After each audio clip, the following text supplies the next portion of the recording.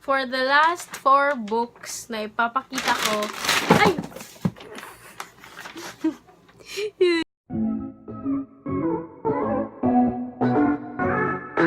Hi guys! Welcome back to another video. As you have read below, ang gagawin natin ngayon ay isang book collection haul.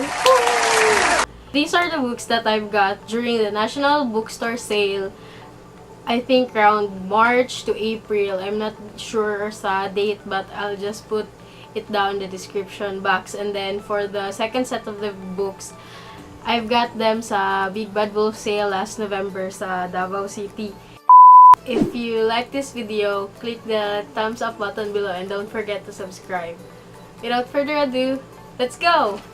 If you don't know, I'm a book collector as well as a bookworm, and so far, for the past few years, I've been collecting books, which is novels, not textbooks, because who would want to read those, right?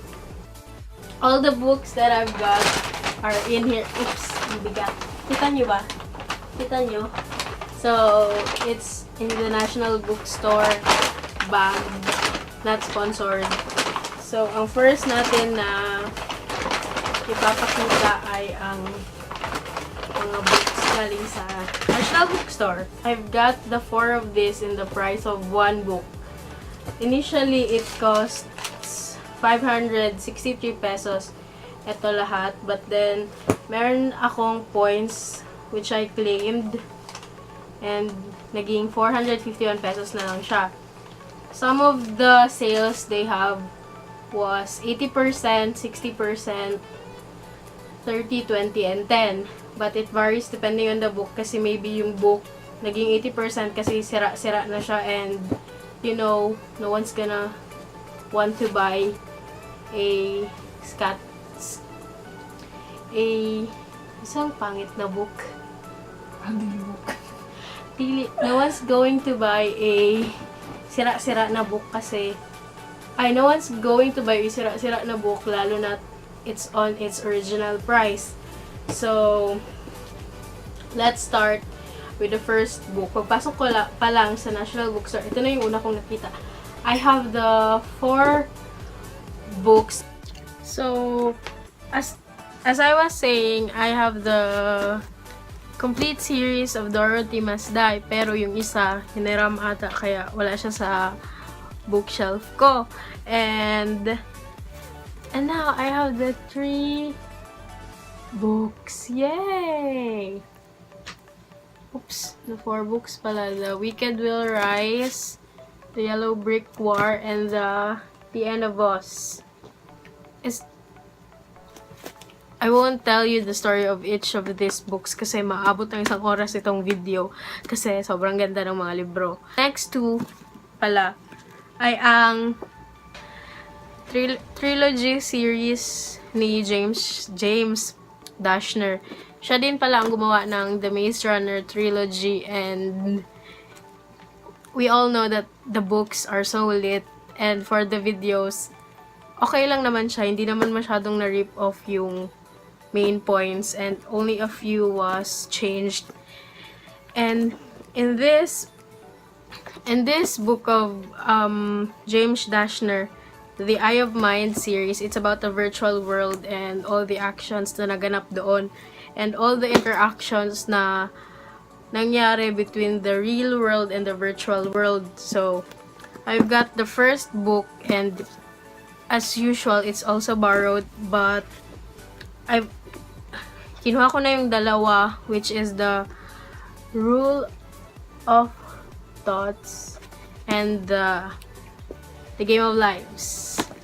I've got this 2 on, this one is 80% off, and this one is 80% off. I'll just put the prices on the screen kasi nakakatamad siyang sabihin. So, complete ko na din pala ang trilogy nito. Yay! And for the last book na nakuha ko sa sale ng National Bookstore ay ang The Towering Sky.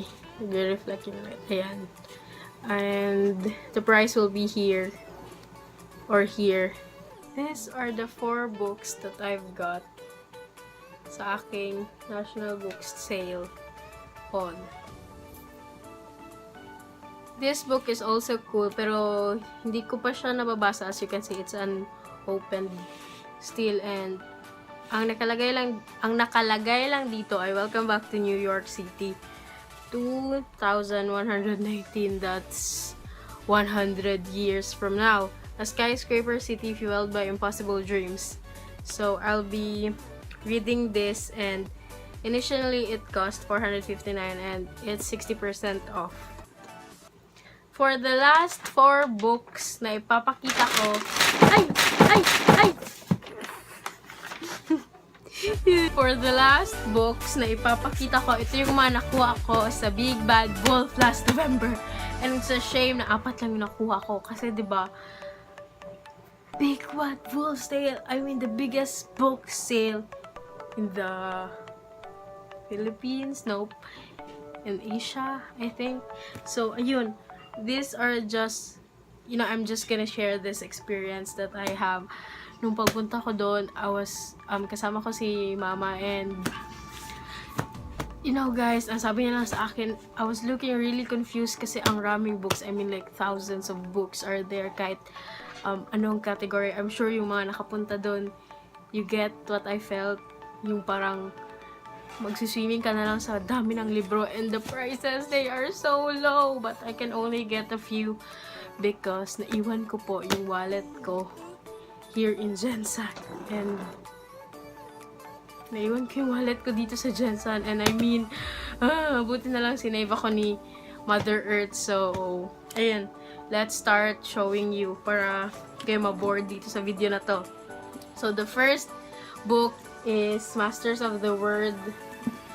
Hindi siya novel, it's a non-fiction, I think, pero parang nakita ko siya sa novel. It's How Media Shaped History. It's about the chronicles of the technology of human communication or media, starting the birth of writing thousands of years ago in Mesopotamia. So basically, this book is about communications, and medyo technical siya cause it's about words, communication, language. So ayun, this is only 230 pesos.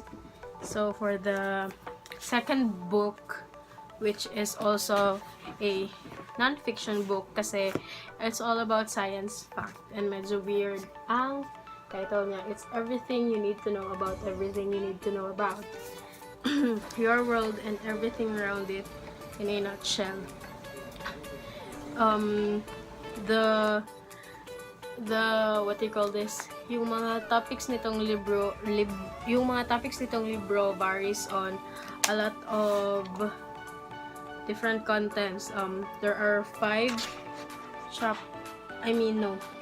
chapters, and it's really interesting to know, like time and space, our world, the living earth, humans, environment and society, making history, science and medicine, technology and communications. You see, there are lots, and I mean, oh my gosh, ang raming. Nakita niyo ba? Ang raming. Yun, parang akong picture, diba? So, class, ayun. Kita nyo ba? See? This is the evolution of human, which I don't believe, it's not in our religion, and oh wait. Let me take a moment and address what happened to New Zealand, and it's really heartbreaking to know that there are some people who would go to that extreme measures just to prove how they hate Islams. Those people didn't have anything to do with extremism. They are not terrorists, but they are killed by a terrorist. So let us all pray that their souls will be in the highest heavens granted by Allah subhanahu wa ta'ala, inshallah. And yun, so let's not make this atmosphere gloomy, but yun lang, hindi ko pa siya natatapos basahin, but it's really interesting. The facts are really concise lang, but still you can get a lot of things to be you can get a lot of new facts that you haven't learned. The last remaining books are these two, which are fictionals. So the third book na nakuha ko was titled Cruelty, I Will Find You, and it's by Scott Bergstrom. Hindi ko pala nasabi yung mga authors, but I think I will put the descriptions down below. So this is about a let me read you the synopsis. When Gwendolyn Bloom Brothers vanishes, she sets off on a journey she never bargained for, traveling under a new identity in a world of assassins, spies, and criminal masterminds. She uncovers a disturbing truth. To bring her father back alive, she must become every bit as cruel as the man holding him captive. So, synopsis niya palang very interesting na. So, for the last book! Yay! Last book na tayo, guys! So, eto na siya. The Governor's Wife. Very intriguing. Fun fact lang pala, this, nakita niyo ba? The tower on this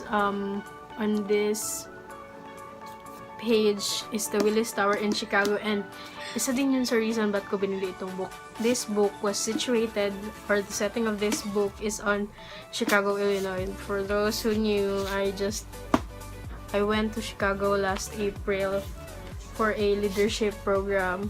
Woo! PYLP! So, ayun, I won't read the synopsis because it's long. But I think this is a really interesting book, The Governor's Wife. Pan lang natin yun.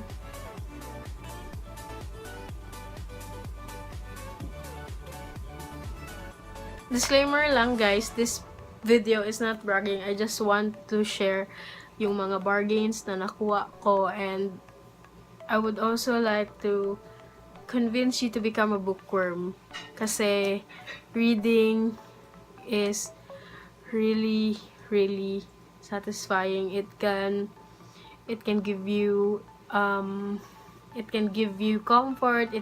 Reading is a really good hobby kasi diba you are relaxed, and this imagine the words in these books are playing on your mind like a movie, and if you will just watch the movie of, kung titingin lang kayo ng movie ng isang book, it won't be worth it, you know, kasi hindi nyo alam yung mga behind stories sa isang libro. Just like Harry Potter. Currently, I'm obsessed with Harry Potter, and tatlo na lang yung kulang ko sa collection ko: The Order of the Phoenix, The Half-Blood Prince, and The Deathly Hallows. And I'm really, really looking forward to buying those three para complete na yung collection ko. And if you compare it with the book and the movie itself, it has a very big difference. Kaya you would really want to read a book. Kahit simulan nyo lang sa isa, you don't need to collect naman kasi these books are not cheap. They are expensive. Pinag-ipunan ko po to sila. Hindi po siya nabili sa isang bagsakan lamang, you know. I've been collecting books since 2012, so that makes it 7 years, guys. I've been collecting it since I was in grade 7, and the first book that I had was the Lola and the Boy Next Door. So ayun. Usually I'm not into romantic books or romantic genres. I'm into mystery, just like Harry Potter. So ayun, let me close this video, and if you enjoyed watching this video, please like this video and subscribe on the button below, and comment down below on the things that you are interested for me to do on a video. I'm not really actively posting sa YouTube kasi with all this college life. I'm gonna close this video, guys. Bye!